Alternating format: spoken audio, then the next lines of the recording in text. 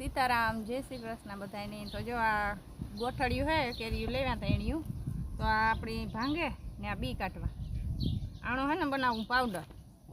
આ જો આટલું કાપ ભાંગે લીધું, પછી આ સુકાઈ જાય ને એટલે આનું પાવડર બનાવું ને આ B12માં ઉપયોગ આવે। તો સાઈઝમાં નાખીને પીવાય, પાણીમાં નાખીને પીવાય ને આ હારી દવાય।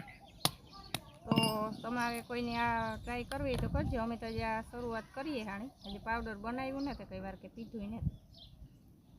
તો આ સુકાઈ જાય ને મિક્સરમાં દરે પાવડર બનાવે, પછી મિક્સરમાં જે દરવાનું બાકી છે ને જે સૂકવવાના હે, પછી આ B12 આણીએથી વધે જાય, કોઈને ઘટતું હોય ને તો આ દવા ઘેર બનાવવાની છે।